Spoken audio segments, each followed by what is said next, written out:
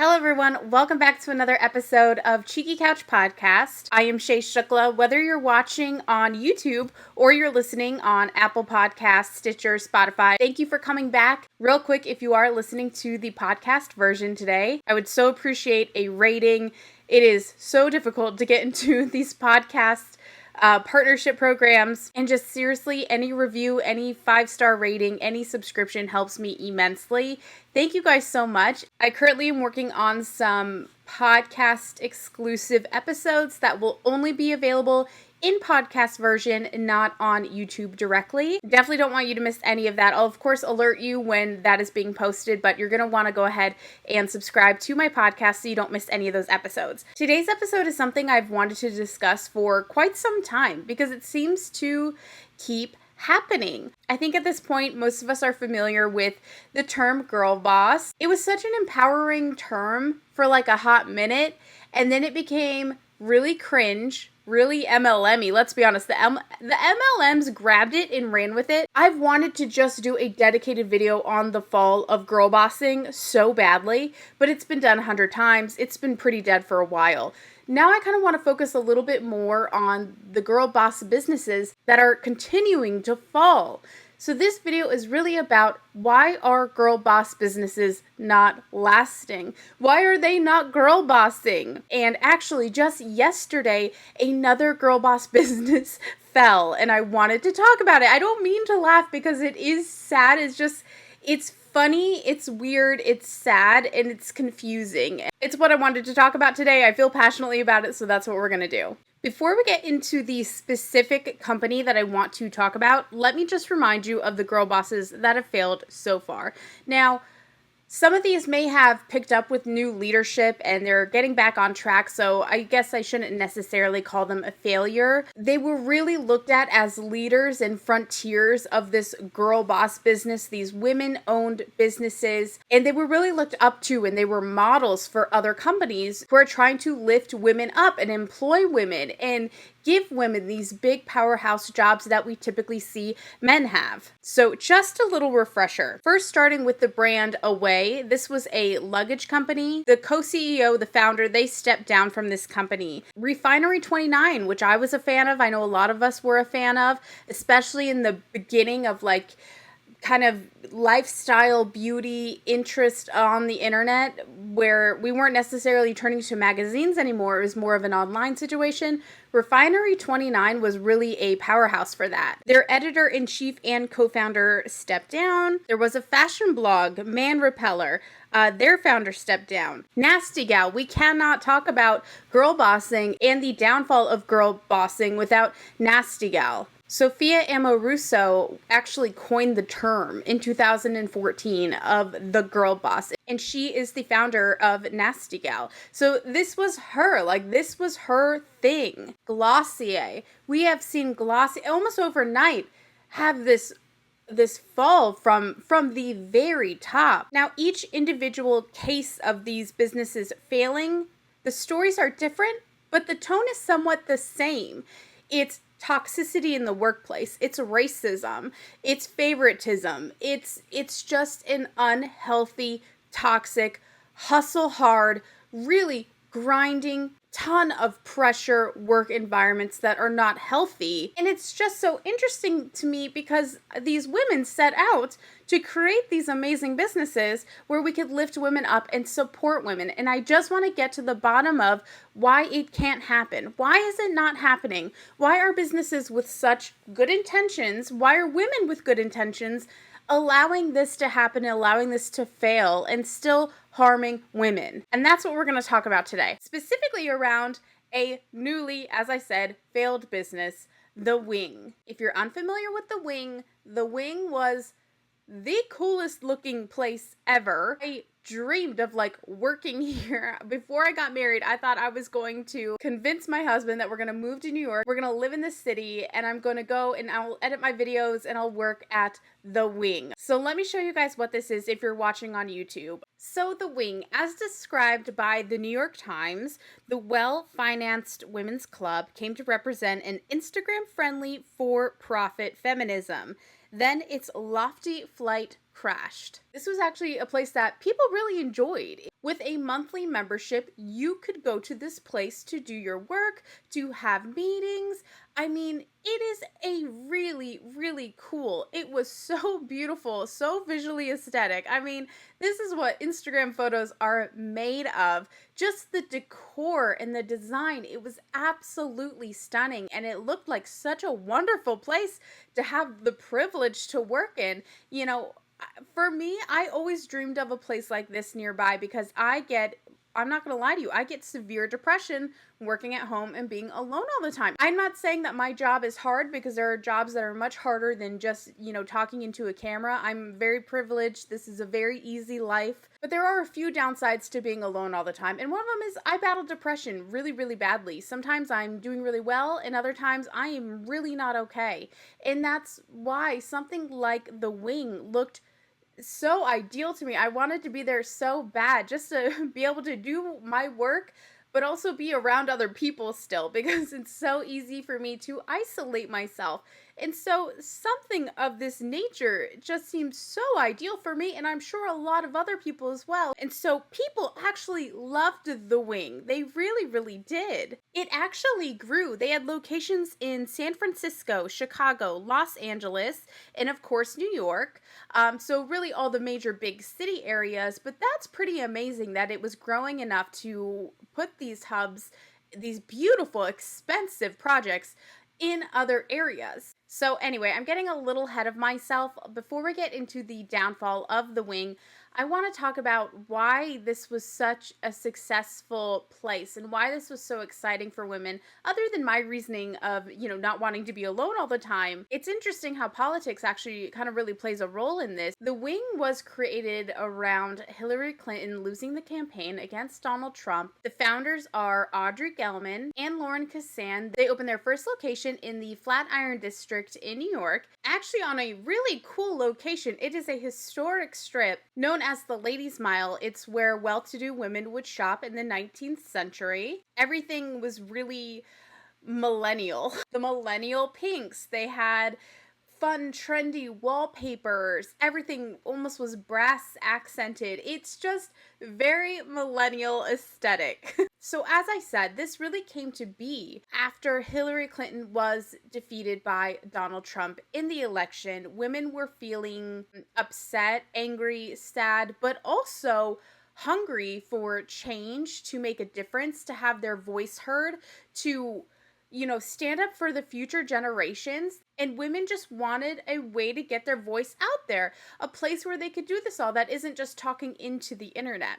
Audrey and Lauren were brilliant for this. They saw these groups of women wanting to get together, wanting to make a difference, and needing a place to do it. So they got to work. They got together a huge waiting list, thousands of women who would want to sign up to have a membership to this sort of place where they could hold meetings, they could talk about things, they could discuss politics in a professional, beautiful environment. I mean, it's not a lot of these types of movements you usually meet in someone's house, or you meet at a park, or a Starbucks if they'll let you be there for very long. Like, there's not a lot of places for people to form a group and really meet up in a really nice, decent setting where you're not kind of being ushered out for the next table, you know what I mean? So Audrey and Lauren, seeing this need for something like this, started advertising what type of events they would have in this location, how you could meet and organize and have an actual meeting place to discuss these things you really cared about. And thousands of women showed up, of course. They actually made a place where you could go and talk about politics and things in your city that you care about, but at the same time, it has this very Instagrammy, beautiful aesthetic that you could feel really cool at too. At its height, this is straight from New York Times. The Wing was reported to have 12,000 members, with another 9,000 on the wait list. It's amazing that they would have 12,000 members, 9,000 on a wait list, and it's still shut down. What is going on? Aside from just being a place to meet up. Like say, okay, yeah, that's cool. We have a little clubhouse. It's cool. It's cute, whatever. But aside from that, they did, in the beginning at least, offer some really cool events. The wing actually had sponsored field trips to the Women's March. They'd pay for you to go to the Women's March. They had different panels, seminars, workshops. One in particular, workshop on anxiety and depression in a post-Trump world. I mean, where do you go other than the internet to have these types of conversations with people in your area? Like right now, I have nowhere to go to talk to anyone face to face about these things unless it was a friend or a family member. Like there's no hub to gather and talk about this. And think of how absolutely powerful and amazing this is in major cities for sure. Like people who are right there in the thick of it, in big political areas, in big corporate areas. It makes me a little emotional because I imagine all the women going to these places wanting to make a change and so excited about who they can meet and how they can network and just really get something going here. I mean, who knows the amazing things that could come out of women meeting in these places. And of course, like all these for-profit feminism businesses, it had to blow up in our faces. It's really, really frustrating. The most frustrating thing is actually, I mean, it depends on your own personal budget. I think the wing was priced really well. It was about $2,500 to $3,000 a year for a membership that you can go in and out anytime. I would pay that. If there was one in my area, I would happily pay that. Now, mind you, that didn't cover food or anything else there, but they did have really cute little coffee shops and little eateries in the building where you could get a snack, drinks, whatever. I mean, they even had a pumping room. They had a beauty room. They had almost everything you could want. Just for that type of vibe, I personally, I mean, I'm not good with money. I would give that money to go there. I really would. So it's 2017. They've opened their first location. They have 12,000 members, 9,000 on a waiting list. The company WeWork, it's a company that does buy out little locations and gives this little kind of working space for people to go in and have memberships at. But WeWork invested $28 million into the company. The New York Times claims that Ms. Gelman and Ms. Casson each personally were granted a substantial sum from that round of fundraising, according to 4 people familiar with the terms of this deal. And then by the end of 2019, the wing had 11 locations, and they had raised over $100 million from venture capitalists, as well as different celebrity promoters, basically, or people who wanted to invest. One of them being soccer star Megan Rapinoe. So the wing is flying high. At least the top level of the wing is flying high. Investors and money galore. Locations just popping up left and right. Everything looked perfect until, of course, the employees started speaking out. They started poking holes in this beautiful millennial pink balloon, okay? And it popped. And it is so tragically standard in these for-profit feminism businesses. Now, before we get into employees' experiences, we also just need to, acknowledge the fact that COVID happened. This 2019 was a horrible time to open up a business where your primary focus was bringing people together in one building. Obviously, they did not know that was going to happen, but soon we would be stuck inside for 2 years, and you wouldn't, especially in a major city, you really wouldn't be super excited to go and, gather around a bunch of strangers in one building when we were scared about what was going to happen to us. So obviously COVID really affected the business. They lost a lot of money. I think around 300 employees were laid off. And horribly, in the spring, the 300 people who were laid off, they were offered a $500 stipend only. Just $500, and they had to apply for it. They weren't even just given to it. It had to be something you applied for. And some employees just straight up never even got their checks or the money that they applied for. Soon after that, the murder of George Floyd happened. And the wing donated $200,000 to Black Lives Matter, which is amazing, but they also had a lot of their own employees that they were not paying. So the employees are standing around like, wait, you're telling me that you can't pay me. You can't give me any of my employee relief fund. We're mid-pandemic right now. I have nothing. How am I going to get a new job? and you won't even give me my relief, and you are donating this huge amount of money to a great cause, but you still have not taken care of us, like your employees. Hello? So the employees are rightfully pissed. Rightfully so. Even employees at the very top level of the company were quitting, including Lauren and Audrey's assistant, their chief executive.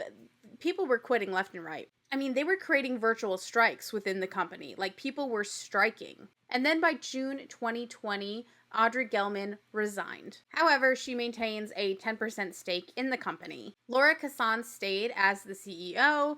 Audrey Gelman now has a furniture store in Brooklyn. In February 2021, another company who does this kind of flexible working space bought a major stake in the wing. And then they got a new chairwoman, Sheila Lario Marcello, on the company's board, and she came and went in a little over a year.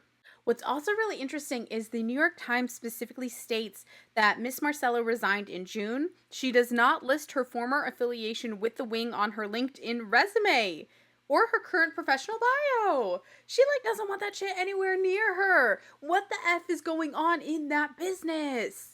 This stuff fascinates me to my core. What is going on there? And then August 30th, Jessica Blankenship on Twitter, her @ is BlanketBoat, tweeted, "Whoa, every wing location is closing for good effective immediately, per an email to members just now. So long to that weird chapter." And then the funniest thing underneath that, she tweeted, "Not to be insensitive, but what's happening to all the furniture?" But it makes me wonder, what did the wing really care about? Do they really care about having this amazing place in a post-Trump world where women can get together and talk about their political ideas and things happening in their communities, and where businesses can be formed and grow right inside their doors? Did they care about that, or did we care about the aesthetics of feminism, as we so often see from different companies like Glossier and Nasty Gal? I mean, it's something we see over and over and over. It's the girl boss curse. It's a curse. It's not real. TheCut.com actually did an article last year about the girl boss being dead. And they had this quote that I thought summed this up so perfectly. It grabbed me, and I just absolutely had to share it. They said, "The girl boss is dead. Long live the girl boss." The trope was infantilizing and sexist. For many women, it was also essential. It sums it up so perfectly. In my personal opinion, the problem with this whole girl boss industry, this whole for-profit feminism, the problem is whether you're a man, whether you're a woman, you're human and you're not perfect. I don't think a company founded by women, run by women exclusively, means that it will necessarily do better than a standard business that is founded by a man, hires a lot of men, because at the end of the day, we're just human. Women aren't perfect the same as men aren't perfect, and I think that women have the best of intentions, but at the end of the day, capitalism wins. At the end of the day, capitalism always wins. And it makes people make really poor decisions that ultimately affect the lower employees. Yes, maybe everyone at the top is loving their girl boss life and they're jet setting and they're having these luxury lifestyles. And at night they sit back and they think, wow, look at this company that myself as a woman, I started. Look at all these women employees I have hired, I have supported, and who are going to go on to do great things. But let's be honest, how far are you thinking? Are you thinking of just, a few levels below you? Or are you considering the barista? Are you considering anyone on the lower level? Typically, no, it's not. And I don't know what the perfect answer is. And yet it's also a double-edged sword, because women need somebody to look to say, I can do this too. We're not out of the old sexist days whatsoever. We are still even harder on the girl boss businesses than we are on the Jeff Bezos, on the Elon Musks, who have problems in their workforce. If you've been following any of the Amazon unionization programs going on right now, these workers trying to unionize, hearing what they go through. I watched a video the other day of a man who had a heart attack right before the holiday, working a forklift. He was basically dying in the warehouse. He went, he got help, and he was back the next week because he had to make money for his family. They are trying so hard to unionize and to get some help. But in my opinion, I think that barely gets looked at as much as Nasty Gal did, as much as Glossier, as much of these, millennial pink feminist companies. It's still sexist. I don't know what the answer is. So while I do believe people and women have the best of intentions with starting these companies to benefit women, to grow women, to shift the power to women, just even a little bit, at the end of the day, it gets lost in translation. It just seems like there isn't enough focus on the main problems from my little, small, uneducated point of view. That workers need to be treated better. Store employees need to be treated better. It should start from the bottom up of who needs taken care of in order for a business, especially one that you're kind of framing this girls rule type of vibe. It's only going to fail. Do you know what I mean? It's only going to fail if the very lowest woman in your company is not being treated as best as she should be, isn't being paid fairly, isn't given growth opportunities. You just will absolutely fail. And that's why, from my eyes, it needs to start from the bottom and then work its way up. You need to treat your just basic workers at the lowest level as with the respect that they deserve. And until that happens, it's always going to fail. It's always going to fail no matter how great your intentions were. And it's unfortunate because businesses like this, they are important. This did bring women together. This gave them a place to organize and to focus on things and to be able to come together as a group and to discuss their ideas, their dreams, their goals, and to network and things like that. It's an amazing idea. And so it actually really kills me that it did not work out. I mean, women have published books within the walls of the wing. Women have started companies within the walls of the wing. It's such a romantic idea. It's something that just, it makes me smile to think women having a place to do something like that. And all the while that's going on, there are investigations about discrimination amongst the employees at the wing. There were racial inequalities within the growth of the company.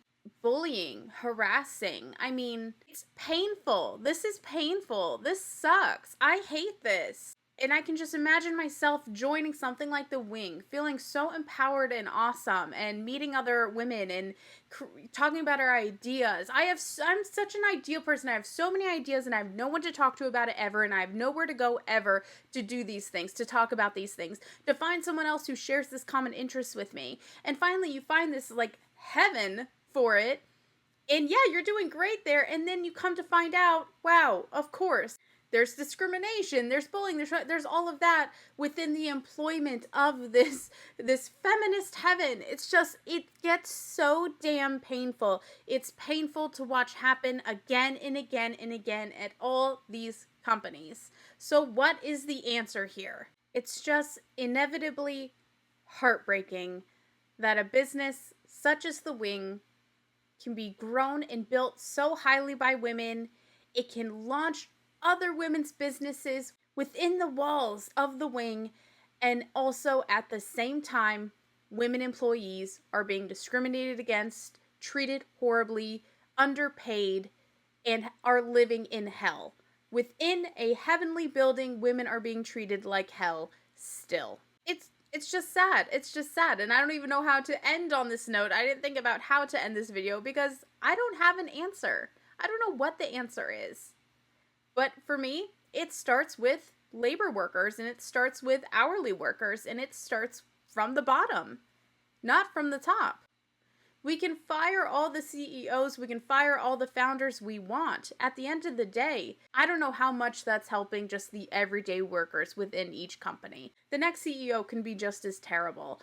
At the end of the day, it's about the employees, and not just the higher ranking employees. It has to be at the bottom. It just does, which makes me really excited about where we're going as a country. Not to get political, but I see a lot more companies unionizing.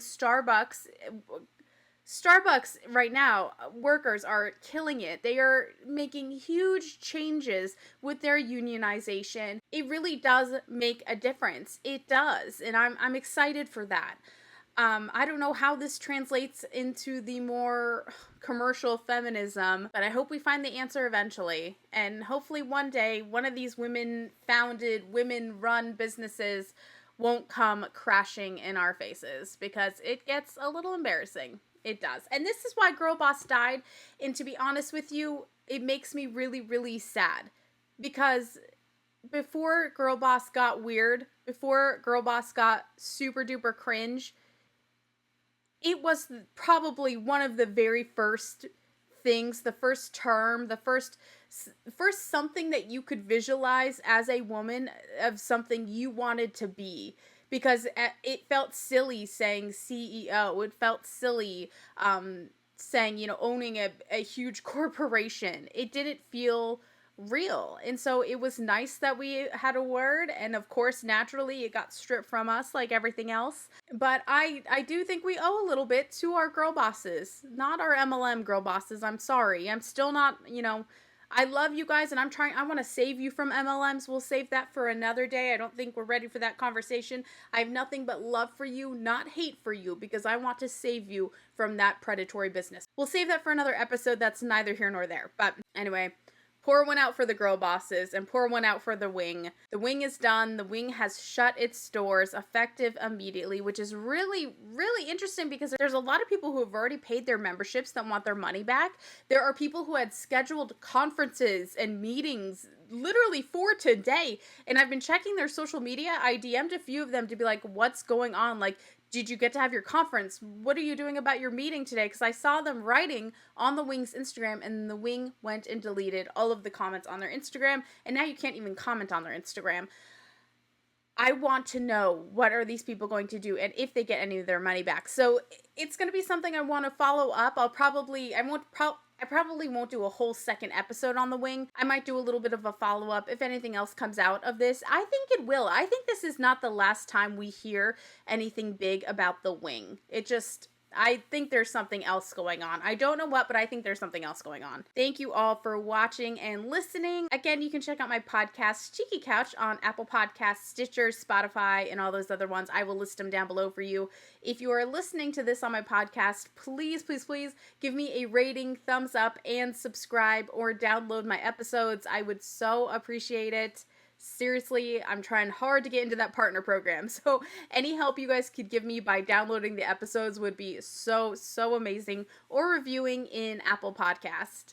Also, don't forget, tomorrow is Friday, which means we have our members only live stream. If you've not signed up to be a member yet, I will link it in the bottom box down below. I do a live stream every Friday night, 8 p.m. Eastern Standard Time, and that is for members only. We get to just hang out. I think last week there was about 8 of us, and it was fantastic. And we just chill, and we just talk, and we laugh. And 2 live streams ago, my wonderful members taught me that Genovia from Princess Diaries is not a real place. After I went on a huge ramble about how I really want to visit it, and then they explained to me that it's not a real place, and I've been embarrassed ever since. So if you would like to embarrass me more, or just come hang out with an amazing group of people, come join us. Link down below. And I'll talk to you guys later. Bye.